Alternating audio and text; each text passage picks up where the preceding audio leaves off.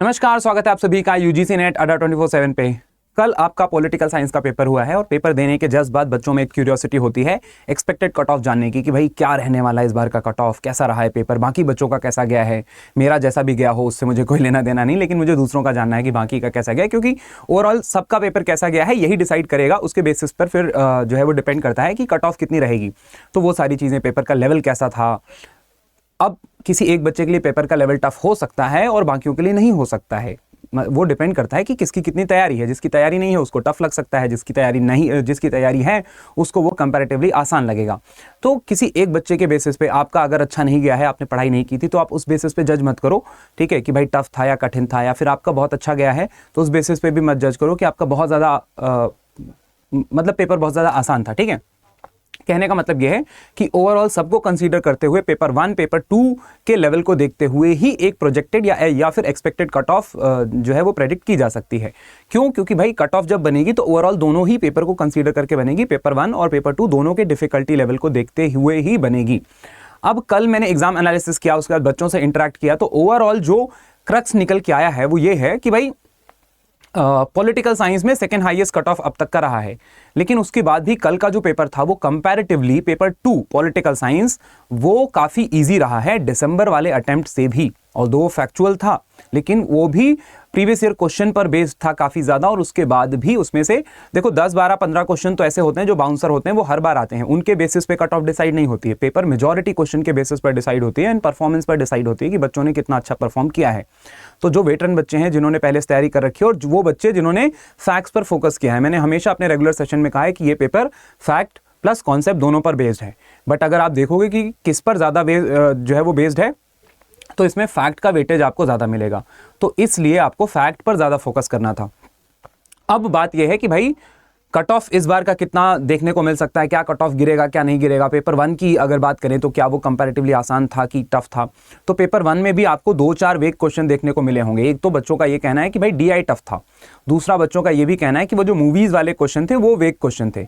But अगर हम उनको अलग भी कर दें तो उसके अलावा तो कुछ भी ऐसा जो है वो अफलातून नहीं पूछा था, वही सारी चीज़ें थी जो आपके सिलेबस में आता है, हर बार पूछता है।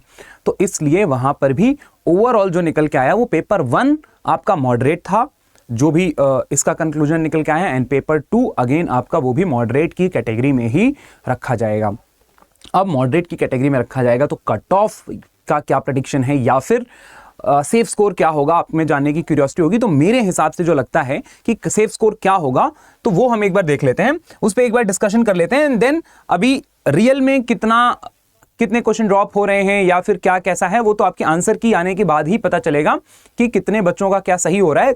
जो एक्चुअल प्रेडिक्शन है वो तभी किया जा सकता है, लेकिन अभी फिर भी एक एक्सपेक्टेड कट ऑफ पेपर के लेवल को देखते हुए क्या रह सकता है तो वो हम एक बार डिस्कस कर लेते हैं। तो मेरे हिसाब से ऐसा लगता है कि अनरिजर्व कैटेगरी में जो नेट के लिए सेफ स्कोर है वो 210 से लेके 214 तक जा सकता है। देन जेआरएफ, अब आप बोलोगे पिछले बार 234 था, इस बार आपने 234 से 238 का मार्क क्यों रखा है? क्योंकि पेपर कंपैरेटिवली आसान ही रहा है, फैक्ट बेस्ड जरूर रहा है। अगर आपने फैक्ट नहीं रटे हैं, आप जो है वो एनटीए के पैटर्न को अब तक नहीं पकड़ पाए हो तो वो आपकी गलती है बच्चा, ठीक है। पेपर हमेशा से ही फैक्ट बेस्ड रहा है और फैक्ट लोडेड ही वो पूछते हैं। इवन जो स्टेटमेंट भी पूछते हैं उसमें भी वो फैक्ट डाल के ही पूछते हैं। तो अगर आपके फैक्ट मजबूत हैं तो आप अच्छा कर ले जाओगे। तो इसलिए यहाँ पर इस बार ज्यादातर paper fact based and PYQ based था, तो इसलिए कट ऑफ थोड़ा सा ऊपर जाने के चांसेस हैं। लेकिन क्या 234 से नीचे रहेगा? तो हाँ, 2-3 नंबर आप जो है वो 2-4 नंबर इसमें ऊपर नीचे कर सकते हो। ये इसमें अगर आपके इस बीच में आ रहे हैं, ठीक है, मतलब इस रेंज में भी आप 2-4 नंबर ऊपर नीचे करके देख सकते हो। इसी के आसपास ही कट ऑफ रहेगा। बहुत ड्रास्टिक चेंज आ जाएगा कि 234 से बढ़ के 250 पार हो जाएगा तो ऐसा भी नहीं है, 234 से गिर के 210 आ जाएगा ऐसा भी नहीं है। लेकिन कट ऑफ जो है वो मोर और लेस उसी के आसपास रहेगा। ईडब्ल्यूएस और ओबीसी का जो कट ऑफ है वो ऑलमोस्ट सेम ही रहता है लगभग। कभी कभार ऐसा होता है कि 1-2 नंबर ऊपर नीचे होता है, नहीं तो सेम होता है। तो ईडब्ल्यूएस और ओबीसी से अगर देखें तो 196 और 200 के आसपास, अगर 196 से 200 के बीच में अगर आपका बन रहा है तो वो आपका जो है वो नेट तो क्वालिफाई हो जाएगा। अगर आपका ऐसा लगता है मेरे 100 क्वेश्चन सही हैं और मैं इस कैटेगरी से बिलोंग करता हूं, तो हाँ, आप नेट के लिए होपफुल रह सकते हो। जेआरएफ के लिए ये कट ऑफ 226 से 230 के आसपास जो है वो जा सकता है। देन एससी में अगर बात करूं मैं, तो नेट के लिए 184 से 188 के बीच में रहने के चांसेस हैं।